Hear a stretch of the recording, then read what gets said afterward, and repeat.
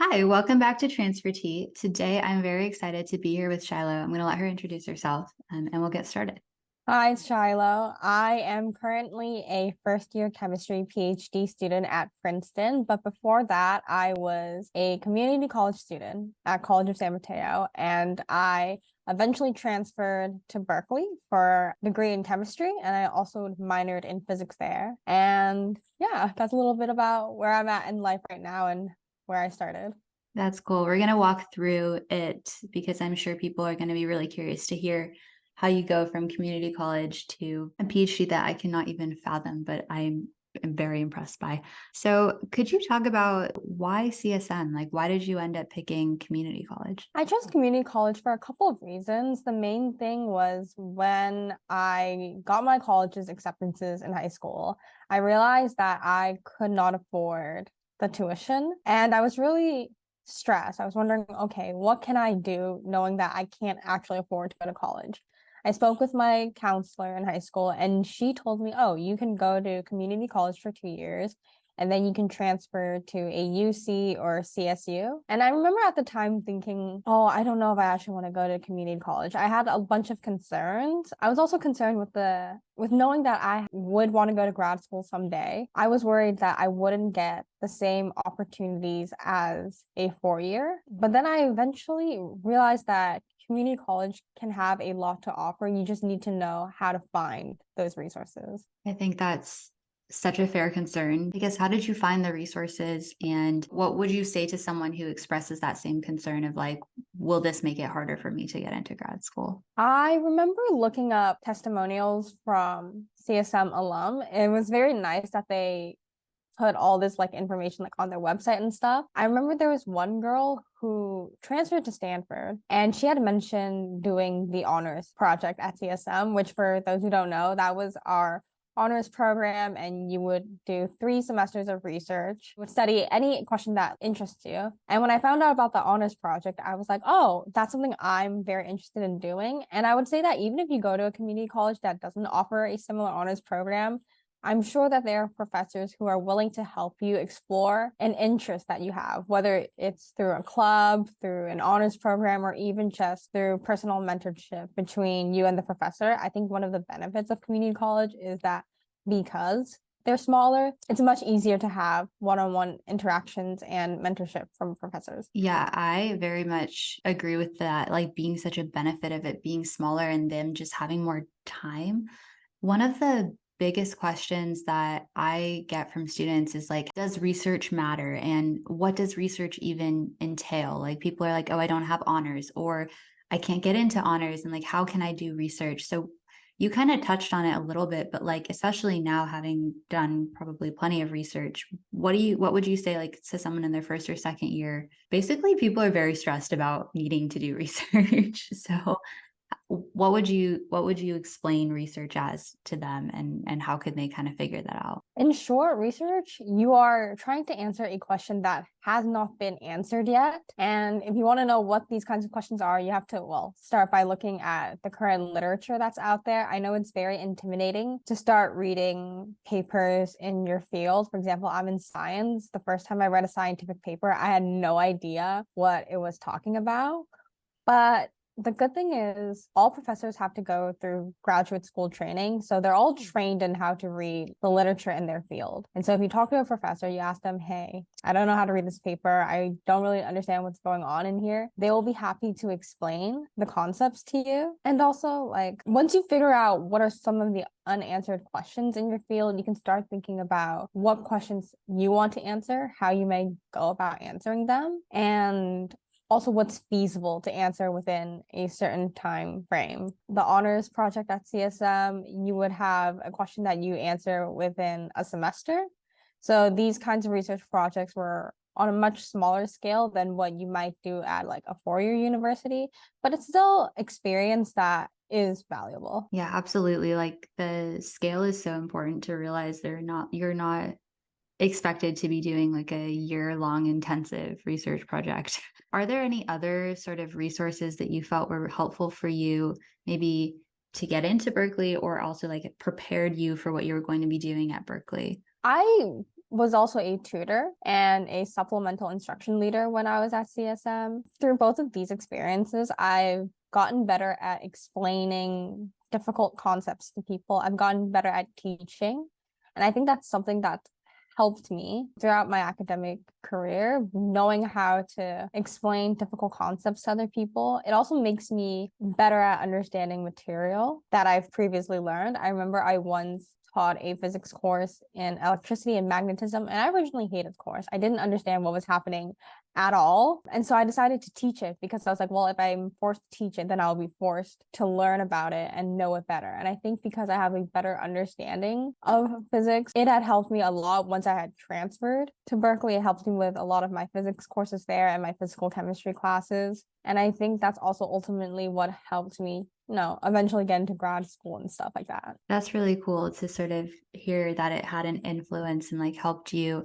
Switching over to while you're at Berkeley, did you feel any kind of struggles that were like very personal to having been a transfer student when it came to trying to prepare yourself to apply to grad schools and feel like ready enough to apply to grad schools? Or did you kind of feel like you were on par with other students? I have no clue. So I'm really curious to know what that was like. I remember initially really struggling at Berkeley because I also transferred during the COVID year. Everything was online. I didn't know anyone, and I felt very nervous about reaching out to people. And even when classes went back in person, I still found myself being very nervous to ask for help. I felt like I couldn't ask for help. And I think that's also because when you're in community college, you tend to be a lot more independent. You work independently a lot of the times. And so learning that you can work with other people was a concept I struggled with for a while. Just like knowing how to ask for help is something that's very important. In terms of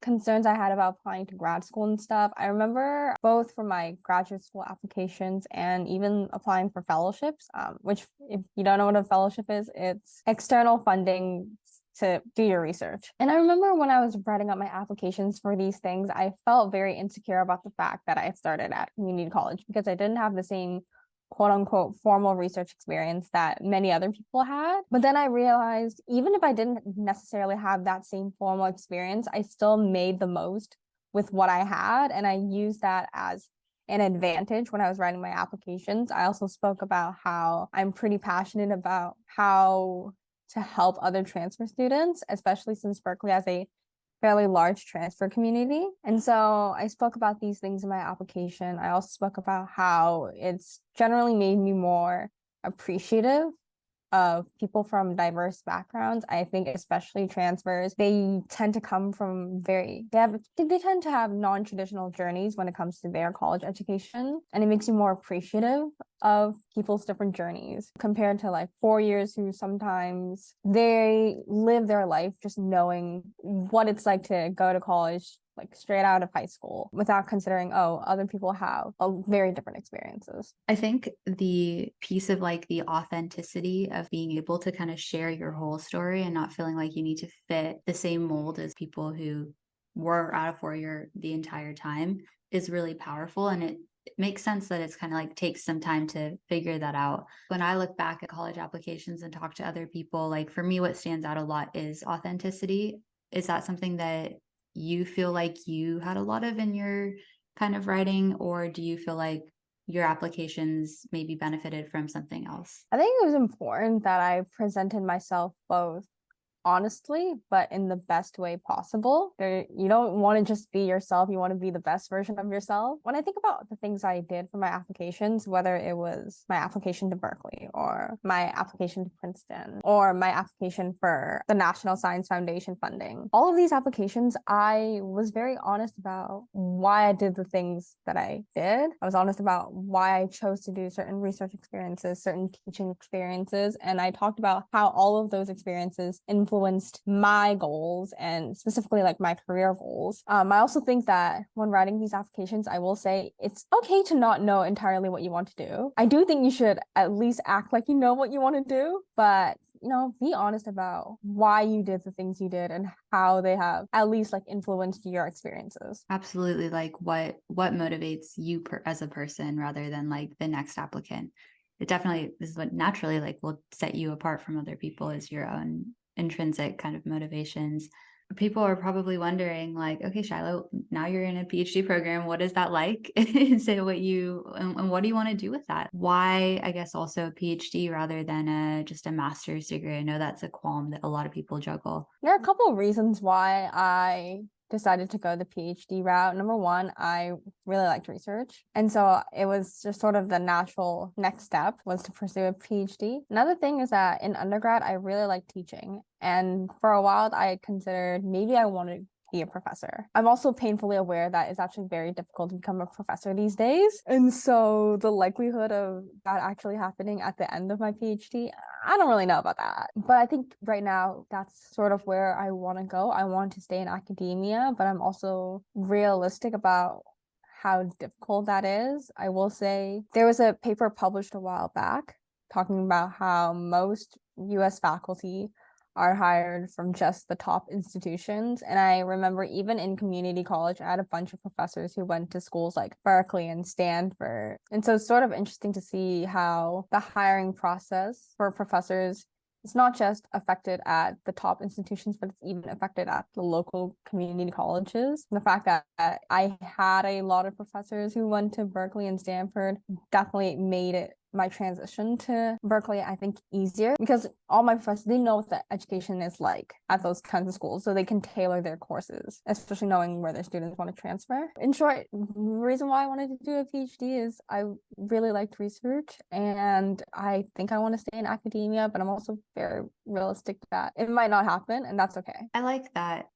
Just like we're doing your very best, but being open to like alternative possibilities. I think just kind of going back to at whatever stage you felt this, but how did you sort of do the best that you could to prepare yourself? Like, how did you even figure out, okay, I need to be doing these research opportunities, or I should be picking up like a teaching opportunity, like these are going to help my application? How did you maneuver the process of like figuring out what a grad program would want from you or expect of you? Well, going into undergrad, even just going into community college, I knew that a PhD was essentially about research and that I had to start getting research as soon as I could. And I was very lucky that CSM had opportunities for me to do research. So the moment I saw that I could apply for the honors project, I did that as soon as I could. And I thought about questions that might be interesting to me. I talked about those questions with potential mentors, and that basically led me to doing research throughout my time at CSM. And when I transferred to Berkeley, I still knew I wanted to do research, and I would just find opportunities either through emails from the chem department or through cold emailing professors. And in terms of teaching, I did that because I like to teach. I like explaining difficult concepts to people. I particularly really enjoyed teaching organic chemistry when I was at Berkeley for two reasons. Number one, I know a lot of people went into organic chemistry with the mindset that it's very difficult. And I didn't want people to think that this is something that's super challenging. This is something that anyone can do. Number two, I also knew the reason why people struggled with organic chemistry is because a lot of people think of it as a subject you have to memorize. You got to memorize all these different kinds of reactions and how they're supposed to happen, blah, blah, blah. Again, that was another mindset I wanted to change. When I took organic chemistry at CSM, my professor very much framed it as these are puzzles that you're solving. And I wanted other people to see organic chemistry the way I saw it, that these are just puzzles that you're solving. Those 50 reactions that people memorize, a lot of it follows the same couple steps. You have something negative that attacks something positive. And so that's what really inspired me to teach 2 semesters of organic chemistry when I was at Berkeley. I just really loved explaining organic chemistry to people. I loved being able to teach it in a way that made people comfortable. And I think that helped with my grad applications in the sense that when I was teaching, I was also doing things like research or I was working on my own courses. And so I was able to talk about, I've also learned how to like balance my time well. Interesting. So, and I think this is very much like a TikTok trap of like, you need to do XYZ things to get into whatever place. But it sounds like teaching was like something you were passionate about, but because it was something that you enjoyed to do, you were able to like make the time for it and like do that time management type of thing, which was then beneficial for the app. rather than saying, oh, I need to teach in order to look good on this application. Yeah, I think a lot of people, they try to do certain activities for the purpose of getting into a top school or whatever. And I don't think any of that is like worth it. You should just do what you like. If you are very concerned about actually getting into a top program, you should be more concerned about who's writing your letter of rec and not what activities you're doing. Because Interesting. at the end of the day, the important thing about these activities is not what you've done, it's more about how these experiences let you grow as a person. And then obviously you want like good letters of rec to vouch that you are actually interested in these things and that you're actually good at them. I so appreciate the way that you've worded that, as like it's really not just like checking boxes of like, okay, yeah, I did this, and like, yeah, I did this. It's, yeah, there's some stuff maybe that's kind of more core, like you said, like research is sort of an obvious one if you want to go into a big grad program like that, but everything sort of like fits in almost like a puzzle. Like you could say I did all these things, but if your rec letters are kind of like, yeah, I guess she did, they're not going to be as powerful. I'm kind of curious, if you right now were like to meet a kid in community college who's like, you're so cool, I want to do exactly what you're doing, what would you tell them to do? I would tell them start by finding a research opportunity, whether it's through a professor at their community college or even trying to seek out local universities. You could, in theory, ask a professor there if you can do a summer research position with them. There are a lot of research internships. There are these things called the REUs. I've never done an REU, but I know that there are opportunities for students to get research experiences at other universities. I would say that the number one reason why I'm telling people that they should try out research is to see if you like it. Because if you don't like it, then you should not do it. But if you do like it, then continue doing it. Continue finding what are the things in life, things in your field that spark interest in you, things that you are dying to solve. And if you don't find anything that's particularly interesting to you, then maybe that's a sign that you should do something else, and that's totally fine. I like that so much as the piece of advice to give, because yeah, I don't know if you had this experience, but like for me at school, I'd meet some PhD students who were just like in like almost done. And they're just like, oh, I hate this. Like, I wish I never signed up to do this. And I felt like that was very eye-opening. Like, okay, not everyone, even if you got into this really good program, like maybe if you didn't do like that groundwork beforehand to see if you actually like it, it's quite a big time commitment. I am also just curious for you, like, how has it been so far? And do you like, what are your expectations of your current program, and like what do you hope to, what are some of the things you're the most excited for? That's a good question. Something I'm pretty excited for, would be going to like academic conferences is something I'm pretty excited about. Sort of meeting other people like in my field and also talking about like my own research.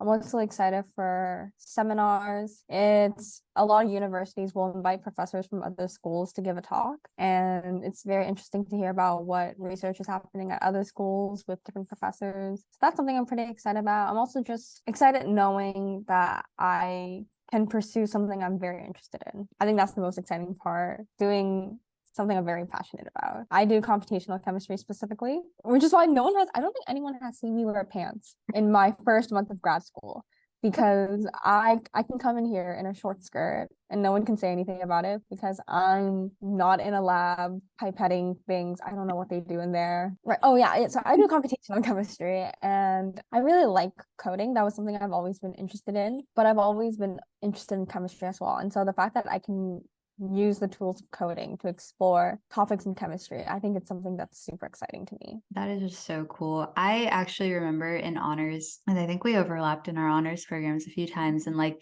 you were working on some project that had just so many numbers. And I was watching you present all these numbers, and I was like, oh my God, that not for me. But it was so, I knew like, because you had like, okay, these are like the results. And I was like, okay, the results are cool, but I have no idea how you got there, but I trust you. Another kind of just like personal curiosity is like you have very much your own style. And I think it's like so cool how you like have TikToks about it and you show it. Like, do you ever feel like people have put you in like a weird position because of that, or been like, oh, like, I don't know, like I remember someone being like, oh, like it's okay to dress cute and study biology. And I was like, yeah, okay, not even studying biology. Like, I'm just curious if you have been in those situations before, or like if you have any advice for people who maybe don't feel like they fit like a white lab coat type of person, but they still have like these really cool passions that they want to explore within like the scientific fields. Yeah, I think I've been very lucky to have professors who mentored me and didn't care that I came into class dressed in all pink. It was very nice that I had professors who respected me both as a person and as a scientist, regardless of what I was wearing. And these would be professors who would ask to write me a letter of rec, Yeah. because they were I knew that they could vouch for my intellectual capabilities, and I knew that they respected me, which I think is very important. I think of all the like fields in chemistry, theoretical chemistry is particularly male dominated. Obviously, chemistry as a whole is male dominated, but there are times where I do feel weird being one of the only women in the room. But at like times like that, I just sort of remember, well, I got to where I am because the professors here who read my application were very excited about it. Mhm. They, they let me come here. They Yeah. vouched for me to be here. And so I just think about the fact that I know at the very least the professors, they know I'm smart. So that's what matters. And I know myself that or at least that's what I tell myself. I'll be honest, I still struggle with imposter syndrome, but daily affirmations. I think, yeah, like at the end of the day, even if you feel like weird or uncomfortable, what matters is like you very much deserve to be where you are. And like you worked incredibly hard to get to where you are. And so, but I think a lot of people can like forget about that or think they need to change themselves in some sort of way to make it easier. I guess we've kind of been pulling advice from you throughout this whole this whole episode. And anyone who's like interested in grad school, especially if it's like in the scientific field, I hope that they have gotten to like learn something from you. But if you wanted to just give some advice, whether it be very like personal to your own experience or just something that stands out to you that you learned, like what advice would you give, especially to students in CC who are listening to this? I would say don't be afraid to reach out to other people, especially reaching out to your community college's alumni or wherever you transfer to. Don't be afraid to reach out to their alumni. Don't be afraid to reach out to the graduate students at whatever school you transfer to. There are a lot of people in this world who are willing to help you, even if you don't realize it. I remember being very nervous about applying to grad school, and I was very lucky that the graduate students in my lab were very willing to help me with my application. I remember being worried about being a transfer applying to grad school. But then, I was very lucky that at Berkeley, there were a lot of transfers who also went to grad school. And so I was able to talk to them about how they prepare for their application. Was it okay that I asked one of my professors from community college to write my letter of rec? Which, by the way, the answer is yes. That's They it. can write your letter of rec. Just because they taught you at community college, it doesn't mean that they're any less worthy than the top professor at the school you transfer to. What matters is that, there's someone who can vouch for your ability to do research, to ask interesting questions, to identify the solutions to those questions. And I would also say that it's very important, just don't let the fact that you started at CC stop you from pursuing your dreams. It's not a drawback in your application. It's something that makes you stand out, and you have to know how to use that to your own advantage. Absolutely. I feel like I've just learned so much in this conversation, which has been so cool, just generally about how you can best approach various situations. And I'm just so like grateful that we got to have this conversation. Is there anything that you feel like we missed that you want to just like mention towards the end or? I guess like another thing I want to add, just it's not about where you started, it's not about where you go, it's about how you make use of the resources that you have. And even if it seems like you don't have that many resources, you can make your own resources if it doesn't feel like you have any. Be a Yeah. go-getter. Well, this is going to be a really, really cool episode to put together. I'm excited. And thank you for taking the time for sharing like everything you've learned. Yeah, thank you just so much. And I'm very excited for you. And congratulations. Yeah, thank you. Well, awesome. Thank you guys for listening to this episode, and we will see you in the next one.